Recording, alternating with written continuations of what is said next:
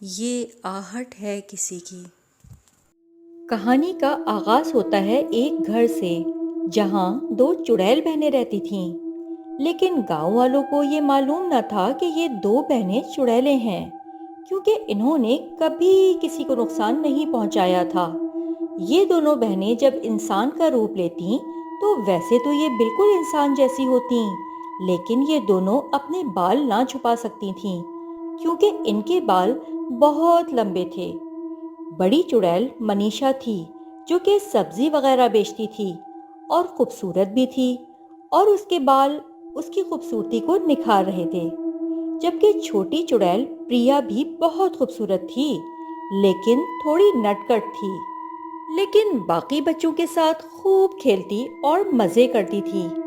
सब गांव वाले इनके साथ बहुत अच्छे थे। दीदी, मेरे सब दोस्त कल से स्कूल जाएंगे। मुझे भी जाना है। नहीं प्रिया, तुम नहीं जा सकती स्कूल। बाकी सबको जाने दो। तुम यहाँ और अच्छे दोस्त बना लेना। नहीं, मुझे स्कूल जाना है। आपने पहले भी यही कहा था कि इस बार नए दोस्त बना लो। अगली बार तुम्हें स्कूल भेजूंगी। लेकिन आपको पता है, मेरे पुराने दोस्त मेरा मजाक उड़ाते हैं। लेकिन मैं आपकी वजह से अपने गुस्से को बर्दाश्त करती हूँ। प्रिया, तुम्हें पता है ना, हम बाकियों की तरह इंसान नहीं हैं। वो जैसा करेंगे हम वैसे नहीं कर सकते। अगर तुमने यहाँ रहना है तो मेरी मर्जी से चलना होगा, वरना ये लोग असलियत जानते ही तुम्हें और मुझे दोनों को मार देंगे।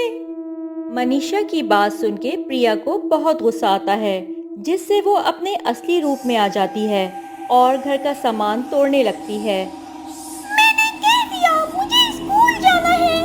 आ! प्रिया, प्रिया, बस करो, गुस्सा मत करो, प्लीज आराम से बैठ जाओ, कोई देख लेगा। मैंने जाना है, बस जाना है तो जाना है। मेरी रानी, मेरी बात तो सुनो। तुम्हें माँ की कसम, मेरी बात सुनो। प्रिया अपनी माँ से बहुत प्यार करती थी, इसलिए उसका नाम लेते ही वो चुप हो जाती है और मनीषा उसे समझाती है। देखा, आज तुम्हें यहाँ गुस्सा आया, तुम अपने असली रूप में आ गई। अगर ये सब गांव वाले देख लें तो हम दोनों को मार देंगे। ऐसे कैसे मार देंगे? हम उनसे ज्यादा ताकतवर हैं। याद है ना, मामा से क्या वादा किया था कि हम कभी किसी को नहीं मारेंगे। हाँ, याद है। दीदी, मुझे माफ कर दे। मैंने सारा घर खराब कर दिया। मैं ठीक कर दूंगी। लेकिन पता नहीं, मैं अपने गुस्से पे काबू क्यों नहीं कर पाती।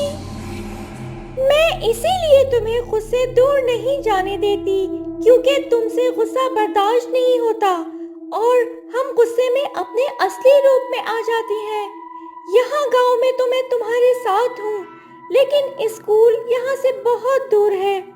तुम्हें वहाँ गुस्सा आ गया तो कौन संभालेगा? और मुझे भी तो रोज रोज स्कूल नहीं जाने देंगे ना, इसलिए मेरी बात को समझो। हाँ दीदी, मुझे माफ कर दो। मैं आइंदा ख्याल रखूंगी कि मैं किसी की बातों में ना आऊं।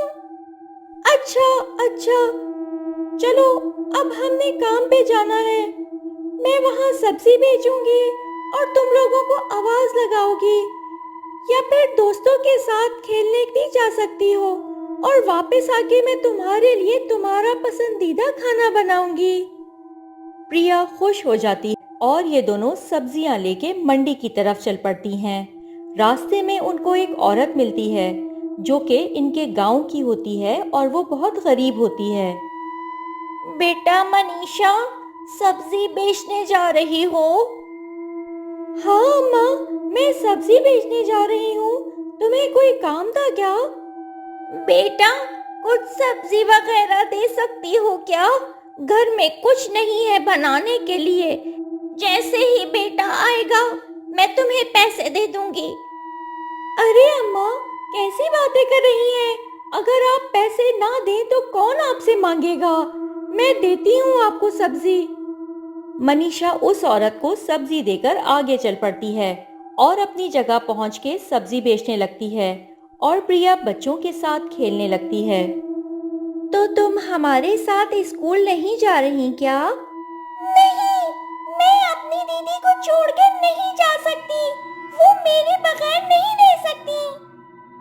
बस भी करो, झूठ मत बोलो। मेरी दीदी कह रही थी पिछले साल भी तुमने ऐसे ही बोला था। मेरी अम्मा तो कहती है ये दोनों बहनें चुड़ैलें हैं। मुंह बंद रखो अपना, और मैं आइंदा तुम्हारे साथ नहीं खेलूंगी। सही तो कह रही हूँ, तुम्हारे इतने बड़े बड़े बाल हैं, ऐसे तो सिर्फ चुड़ैलों के होते हैं।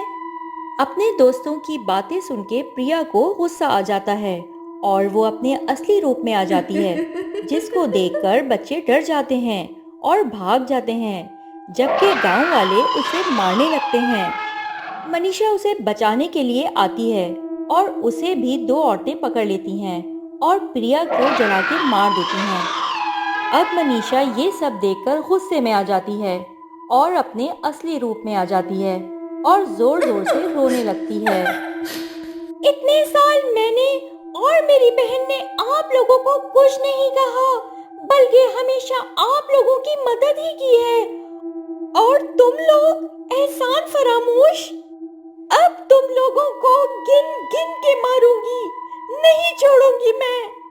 रोते रोते मनीषा इन सब को मारने लगती है जिसने इसकी बहन को मारा होता है। इनके घरों को आग लगा देती है। बाकी सब लोग भी इससे डर जाते हैं और माफ़ी मांगने लगते हैं, पर अब फायदा नहीं होता क्योंकि उन्होंने उसकी बहन को मार दिया होता है। लेकिन मनीषा उनकी बात नहीं सुनती और सारे गांव को जला देती है और सबको मार के खुद भी उसके गम में मर जाती है।